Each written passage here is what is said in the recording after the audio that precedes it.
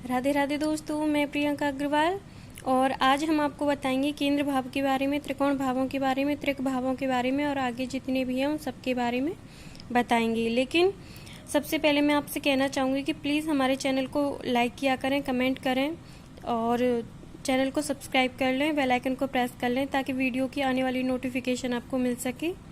और please comment करके हमें बताया करें कि आपको हमारी वीडियो कैसी लगी और आगे आप किस टॉपिक पे हमसे वीडियो चाहते हैं, तो हम आगे उसी पे वीडियो बनाने की कोशिश करेंगे।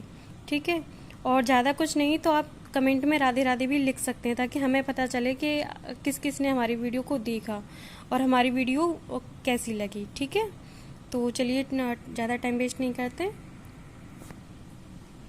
सबसे पहले हम आपको बताएंगे आज केंद्र भाव के बारे में।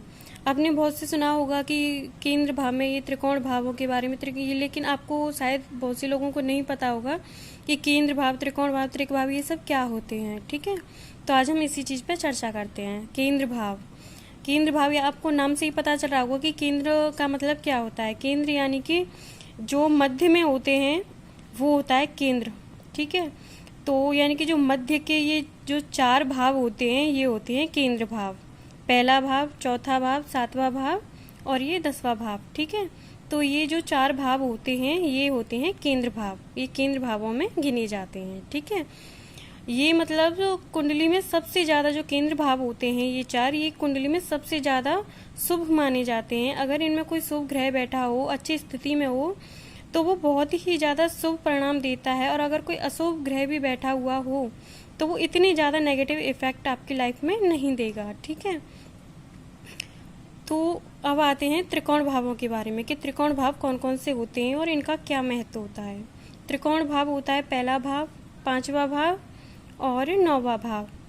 तो पहला भाव एक त्रिकोण भाव भी होता है और केंद्र भाव भी होता है। ये पांचवा भाव होता है, ये संतान से रिलेटेड होता है और व्यक्ति की जो हैबिट्स होती हैं, आदतें होती हैं, उनसे रिलेटेड होता है। लव अफेयर से, रिलेशनशिप से रिलेटेड होता है और भी बहुत सी सारी चीज़ें संतान और जो पहली संतान होती है व्यक्ति की उससे रिलेटेड होता है। ठीक है, और 9वां भाव होता है ये पूजा पाठ, धर्म कर्म, पूजा पाठ से, धर्म कर्म से, विधि से रिलेटेड होता है और भाग्य से रिलेटेड होता है, पिता से रिलेटेड होता है ये।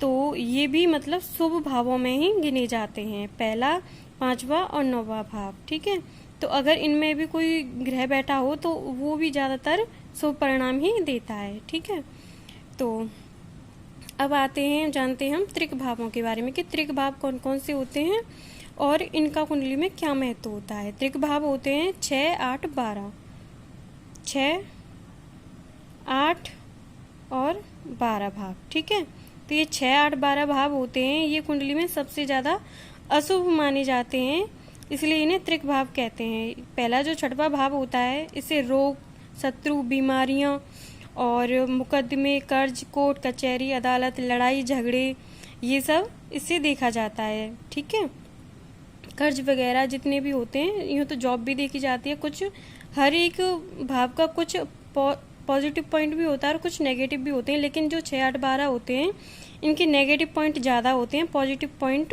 कम होते हैं। ठीक है, इसलिए इन्हें अशुभ भाव कहते हैं। ठीक है, या त्रिक भाव।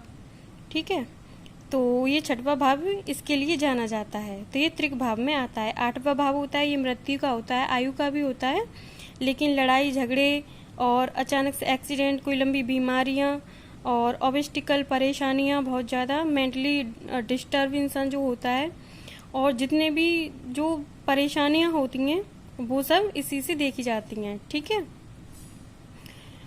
ये होता है 12वां भाव। 12वें भाव से इससे भी मृत्यु देखी जाती है, लेकिन जितने भी खर्चे होते हैं व्यक्ति के, जितने भी खर्चे करता है लाइफ में, उन सब खर्चों को 12वें भाव से देखते हैं। ठीक है, और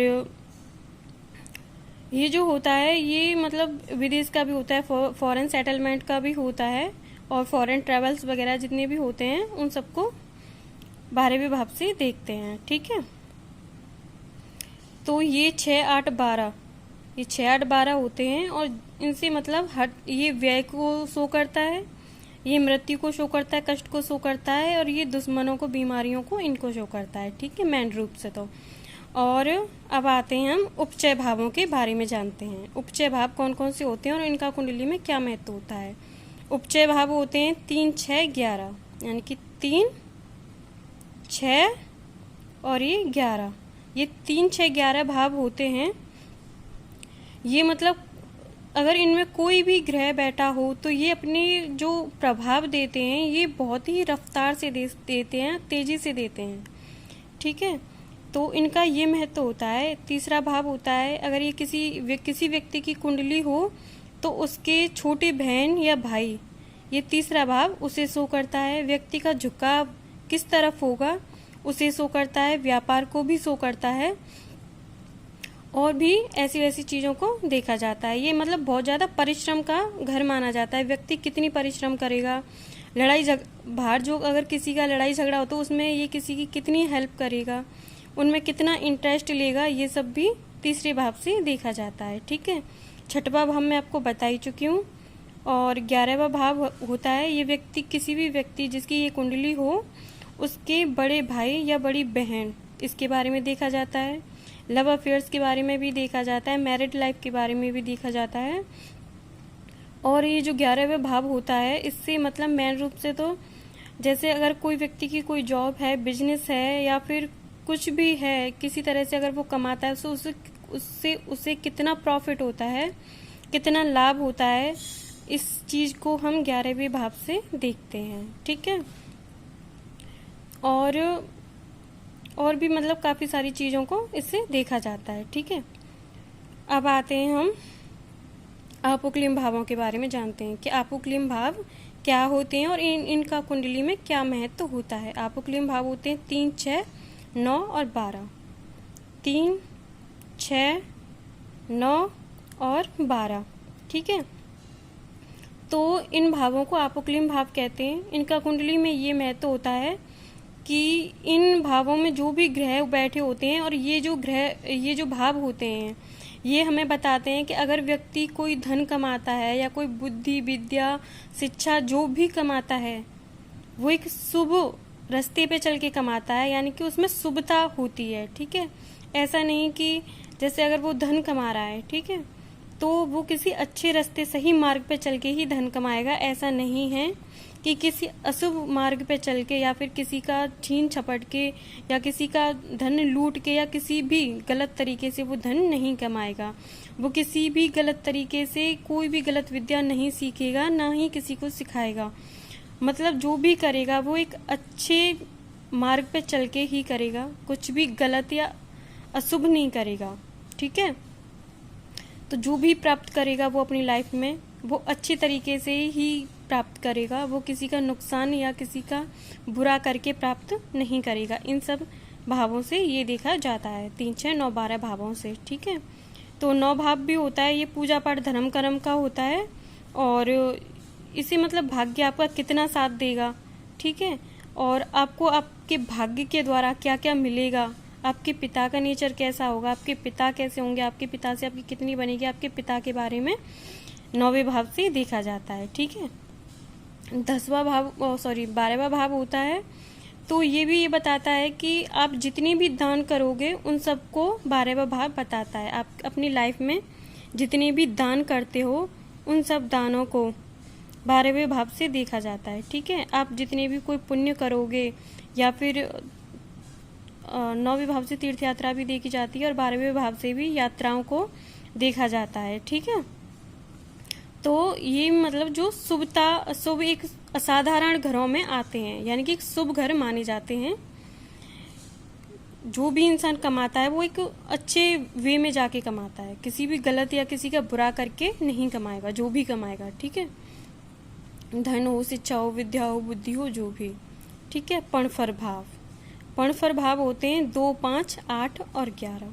2, 5, 8 और 11 ये भाव होते हैं पणफर भाव। दूसरा भाव ये भी धन को शो करता है, आपकी वॉइस को शो करता है, वाणी को, आवाज को शो करता है।